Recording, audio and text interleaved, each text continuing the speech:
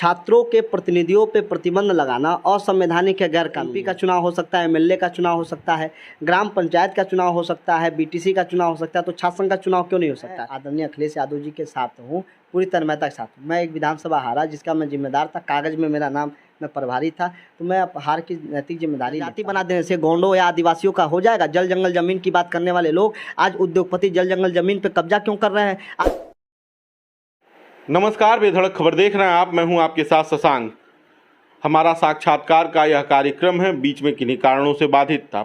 और आज के साक्षात्कार के हमारे अतिथि हैं शिवशंकर गौड़, जो समाजवादी पार्टी के नेता हैं, समाजवादी छात्र सभा से जुड़े हुए हैं, सामाजिक लड़ाई लड़ते हैं पिछड़ों और आदिवासियों के लिए। स्वागत है शिवशंकर जी आपका।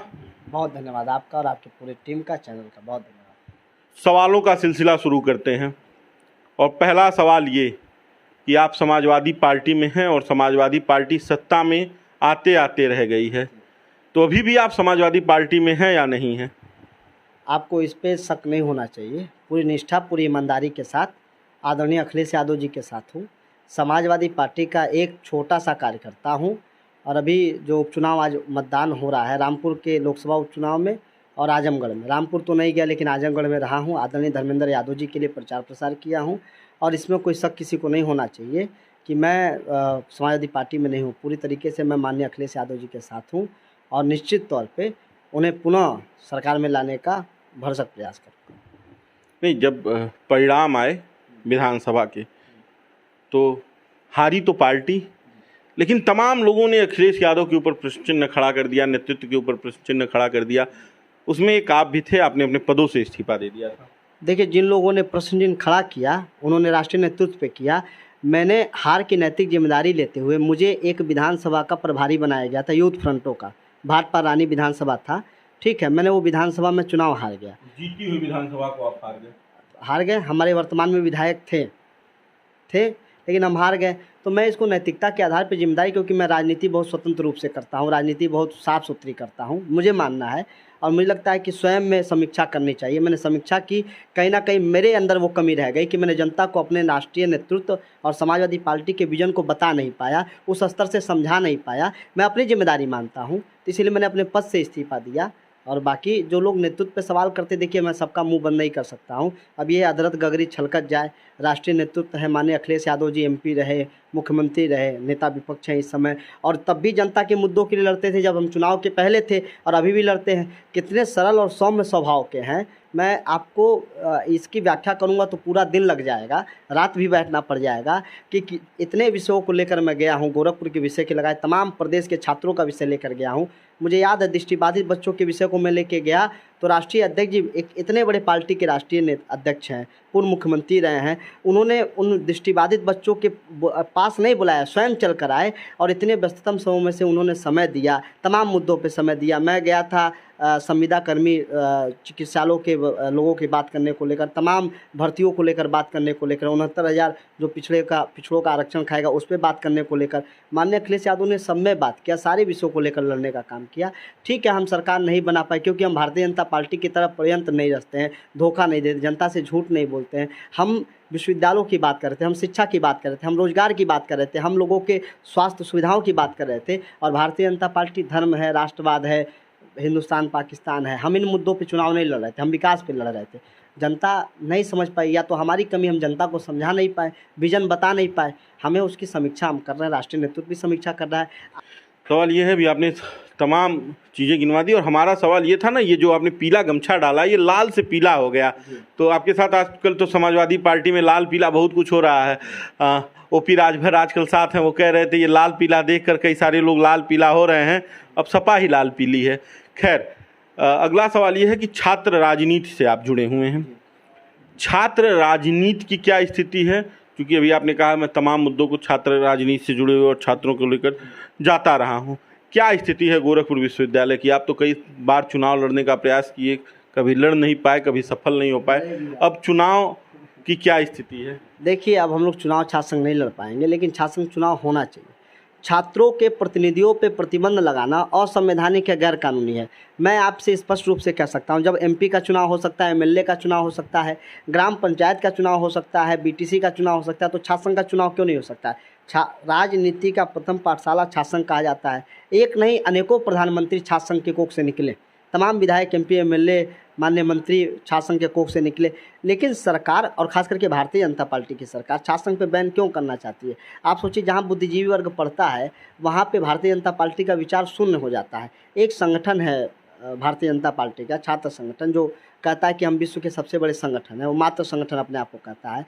उसका काम केवल विद्यार्थियों के बीच द्वेष भावना फैलाना और छात्र संघ के बारे में बिल्कुल ही काम नहीं करना। छात्रों को हित कर लेकर हम लोग लगातार लड़ने का काम किए। आज देखिए भारतीय जनता पार्टी की सरकार बीएड देख लीजिए, बीटीसी देख लीजिए, प्रौद्योगिकी विश्वविद्यालयों की स्थिति देख लीजिए, सब जगह स्कॉलरशिप काटा जा रहा है, अन्य पिछड़े वर्ग का स्कॉलरशिप काटा जा रहा है, एससी एसटी का हॉस्टल की फीस काटी जा रही है, उनकी छात्रवृत्ति काटी जा रही है। ये सरकार कहती है हम सबका साथ दे रहे हैं। आखिर क्या कारण रह गया कि सरकार जो है पिछड़े और दलितों के छात्रवृत्ति को कम करने का प्रयास कर रही, कम कर रही है? ये क्या मामला है? और कहीं ना कहीं छात्रों के हितों को लेते हुए छात्र संघ चुनाव होना चाहिए। छात्रों की बात कौन रखेगा?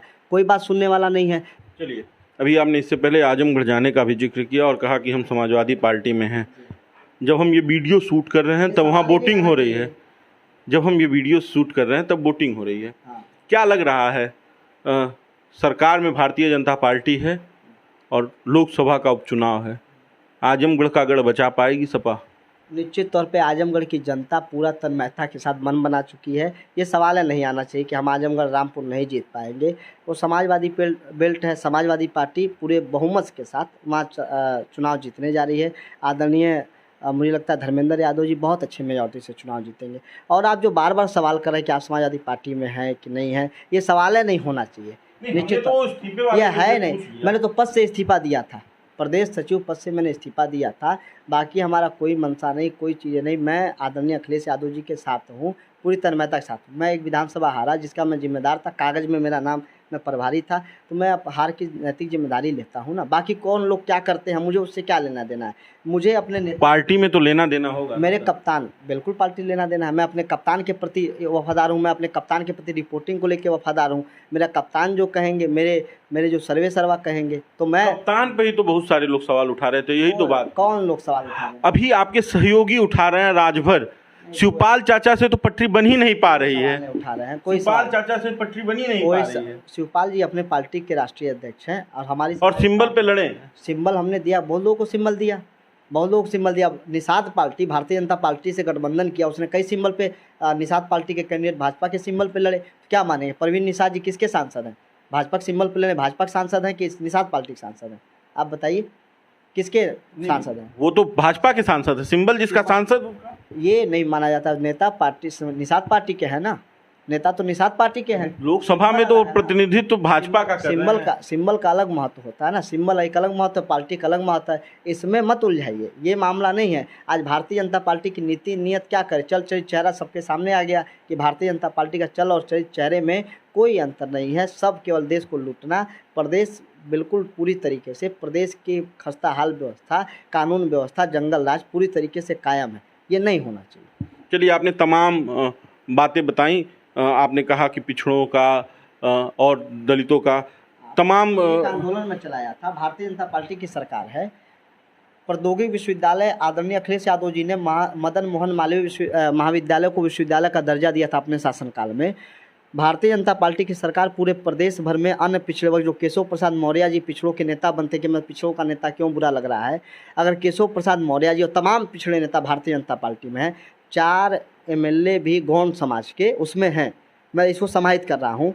आज देखिए कि पिछड़ों की छात्रवृत्ति में क्या हुआ। मदन मोहन मालवीय विश्वविद्यालय और तमाम विश्वविद्यालयों में, जो प्रौद्योगिकी विश्वविद्यालयों में विद्यार्थी पढ़ेगा ओबीसी का, उसको 68.2% अगर परसेंटेज नहीं आया तो उसको छात्र प्रतिपूर्ति नहीं मिलेगी, छात्रवृत्ति नहीं मिलेगी। 80,000 फीस होगा, 90,000 फीस होगा, तो कहाँ से विद्यार्थी लाएगा?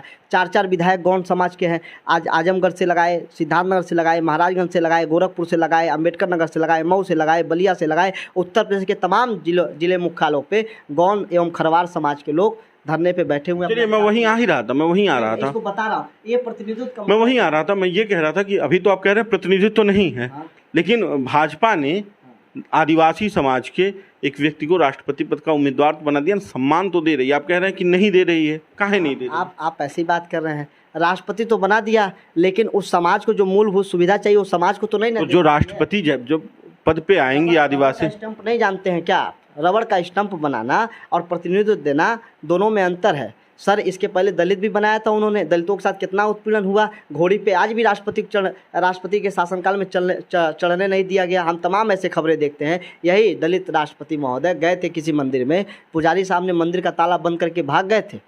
आप खबर देखिए ना, खबर क्यों नहीं देखते आप? ये जनजाति जनजाति बना देते, जनजाति बना देने से गोंडों या आदिवासियों का हो जाएगा। जल जंगल जमीन की बात करने वाले लोग आज उद्योगपति जल जंगल जमीन पे कब्जा क्यों कर रहे हैं? आज क्यों लोग नक्सलवादी बन रहे हैं, क्यों लोग आंदोलन कर रहे हैं? अगर इतना ही आदिवासियों से भारतीय जनता पार्टी को प्रेम है, क्यों नहीं जाति प्रमाण पत्र बनाते हैं? मैं कहता हूँ BL मीणा साहब का आज शासनादेश पढ़िए, अगर आप मुझे अनुमति दी मैं पढ़ के बता दूँ। नहीं, मैं पढ़ के बता दूँ, 2 लाइन कही आप कही तो मैं पढ़ के बता दूँ। लेकिन पूरा शासनादेश है कि अगर हमको कहार कहा जा रहा है तो कहार में हम कौन सी जाति के हमको ये कर दे। ये नहीं है कि आदिवासी समाज के या जनजाति समाज की किसी राष्ट्रपति बनाने से भला हो जाएगा। ये मत देखिए, भारतीय जनता पार्टी है, ये खेल खिलाती है। पूरा इनके पास पूरा प्रोग्राम करने वाले लोग हैं कि कैसे जनता को मोटिवेट करना है। आप देखिए गुजरात में आदिवासी समाज भारतीय जनता पार्टी के साथ नहीं है। आप खबर देखिए ना, पूरी समीक्षा देखिए। उड़ीसा में नहीं है, झारखंड में नहीं है, छत्तीसगढ़ में नहीं है। छत्तीसगढ़ में जनता ने परिवर्तन कर दिया, मध्य प्रदेश में जनता नहीं है। आखिर ये सब सोच समझ के राजनीतिक है। और मैं कहता हूँ अगर वो बन रही है मरहूम जी तो बहुत बधाई उनको, लेकिन बनने के साथ साथ उन्हें अपने समाज के बारे में भला करना चाहिए। उस समाज की मूलभूत समस्या को समझने की आवश्यकता है। इस देश में आदिवासी समाज जो इस देश के सीढ़ी के सबसे अंतिम पैदान में बैठा जनजाति समाज, आदिवासी समाज, उसको देखने का काम ये लोग नहीं करते हैं। उस समाज से राष्ट्रपति बना दिया, कौन सा भला हो जाएगा आप बताइए? कौन सा? तमाम विधायक हैं, सांसद हैं, वो भी तो प्रतिनिधित्व कर ही रहे हैं। कौन सा प्रतिनिधित्व कर रहे हैं आप बताइए? कौन सा प्रतिनिधित्व कर रहे हैं? हम प्रमाण पत्र के लड़ रहे हैं। हम अपना मूलभूत देश 75वां स्वर्णिम महोत्सव मना रहा है ना। देश की आज़ादी 75 साल हो गया, हमको जाति प्रमाण पत्र नहीं मिल पाया। सरकार हमारी जाति तय नहीं कर पा रही है। आप बताइए ना, हम अधिसूची राजपत्र में हमको अधिकार मिला हुआ है, हमारे प्रति सारे कागज बने हुए, संविधान में अमेंडमेंट है, सारी नियम कानून बने हुए हैं, हमको प्रमाण पत्र क्यों नहीं मिल रहा है? जांच करें ना लेखपाल, SDM साहब जांच करें ना, नायब तहसीलदार जांच करें ना। महाराजगंज में जेल भरो आंदोलन होता है, गोरखपुर के लोग बैठे हुए हैं, तमाम नौजवान विश्वविद्यालयों में एडमिशन नहीं ले पा रहे हैं, उनको हक अधिकार नहीं मिल पा रहा है, ज़मीन हमारी छीनी जा रही है, हमारे बहन बेटियों के साथ अमर्यादित चीज़ें की जा रही हैं, हम कोई काम नहीं कर पा रहे हैं, हम कोई कार्रवाई नहीं कर पाते, प्रशासन सुनने को तैयार नहीं है। आप सोचिए ना। इसके पहले अखिलेश यादव की जब सरकार थी 2012 से 17, जिसके साथ आप हैं, उस समय भी तो नहीं लोगों को जिसके कागज पूर्ण थे, जिसके पेपर सही थे, जिनके खसरा खतौनी में कागज सही था, उसका प्रमाण पत्र बना। और मैं आपको ये भी जानकारी के लिए बता दूं, सबसे ज़्यादा प्रधानी अगर हमारे लोगों ने लड़ा तो इस 5 वर्षों में सबसे ज़्यादा प्रधानी छीन ली गई भारतीय जनता पार्टी के शासनकाल में। आपको बताऊं, बलिया के एक श्याम बाबू का खबर आप पढ़े होंगे शायद। जब तक वो कांस्टेबल थे, माने नॉर्मल सिपाही थे, तब तक किसी को कोई तकलीफ नहीं थी। उन सामंतवादियों को, उन जातिवादी मानसिकता वालों को कोई दिक्कत नहीं था। लेकिन वह व्यक्ति जिस प्रमाण पत्र, जो जातीय प्रमाण पत्र के आधार पर सिपाही था, तब तक कोई दिक्कत नहीं थी। लेकिन वो व्यक्ति पढ़ के, मेहनत करके, दिन रात जग के उप जिलाधिकारी बनता है वो श्याम बाबू, तो इससे तकलीफ हो जाती है और उसकी जातीय प्रमाण पत्र फर्जी। मैं कहता हूँ श्याम बाबू है दोषी, मान लीजिए श्याम बाबू दोषी है, लेकिन उसका जाति प्रमाण पत्र निर्गत करने वाला तहसीलदार दोषी नहीं है, लेखपाल दोषी नहीं है, SDM दोषी नहीं है, DM दोषी नहीं है। उन लोगों की नौकरी क्यों नहीं ले ली गई? उसकी भी नौकरी ली जाए ना। जब तक सिपाही था तब तक ठीक था, चौकीदार था तब तक ठीक था, पानी पिलाता था ठीक था। बाबू बन गया, कुर्सी पे बैठ गया, कपड़ा पहनने लगा तो तकलीफ होने लगा। ये नहीं चलेगा इस देश में। ये देश संविधान से चलेगा, भारतीय जनता पार्टी की नीयत और निर्देश से नहीं चलेगा। आज जनता नहीं समझ रही, जनता समझेगी और समझेगी तो सत्ता से बाहर करेगी। श्याम बाबू का उदाहरण जीता जागता है। अब थोड़ा सा इससे फिर वापस आते हैं और राजनीति पे आते हैं, जिसके साथ आप राजनीति कर रहे हैं, उनके साथ क्या उम्मीदें हैं? जब आपके साथ सरकार में वो थे तो भी सभी लोगों का नहीं बन पाया। आप कह रहे हैं कि जिनका पेपर पूरा था, 1 मिनट पूरा सब उनका बन गया। पेपर क्यों नहीं पूरा हुआ? जैसे कि एक निर्धारित सूची होगी ना कि ये लोग हैं, उनके पेपर में कहाँ कमी आ रहे हैं? आपने बहुत अच्छा सवाल पूछा। आप आज भी गाँव की समीक्षा कर लीजिए महोदय, और शहरों की समीक्षा कर लीजिए, जहाँ मन करे वहाँ बैठ जाइए। जब भी कोई अधिकारी जाता है तो किसके घर बैठता है? किसके घर बैठता है? जिसका द्वारा बड़ा होगा, कुर्सी लगेगी, जहाँ चाय पीने को मिलेगा, ठंडा पीने को मिलेगा, जहाँ लस्सी पीने को मिलेगा, जहाँ व्यवस्था अच्छा मिलेगा, बैठ जाएंगे अधिकारी लोग। कहेंगे ये फला कौने जाति खवा, लिख दिए जो मन में आवत। हम लोग अशिक्षित थे, हमारे पूर्वज अशिक्षित थे, हमारे तमाम लोग अशिक्षित है। शिक्षा का अभाव था। हमें विद्यालय, ये शुरुआत कीजिए वहाँ से, जब हमें शिक्षा नहीं मिल रहा था, शिक्षा लेने का अधिकार नहीं था हमें। हमारे माता पिता, हमारे पूर्व दादी बाबा, किसी को जानकारी नहीं थी हम किस जाति वर्ग के हैं। हम बता रहे ना, हम धुरिया गौंड हैं, तो इसकी जांच होनी चाहिए ना। आखिर इसकी जांच नहीं हो रही है। और एक बात आप समझ लीजिए, मैं सरकार किसी की हो, पार्टियाँ कोई सत्ता में आ जाए, अगर मेरे संवर्गों का, मेरे समाज के लोगों का, मेरे जनजाति समाज के लोगों का, मेरे दलित पिछड़े समाज के लोगों का और ख़ास करके मेरे वर्ग के लोगों का जो पार्टी भला नहीं करेगी तो मैं उस पार्टी का साथ नहीं दूंगा निश्चित तौर पर। अब तो तय कर लिया हूँ कि जो भी हमारे एजेंडे में रहेगा हम उसका साथ नहीं देंगे और मैं उसके खिलाफ भी रहूँगा, पूरे तन्मयता के साथ रहूँगा।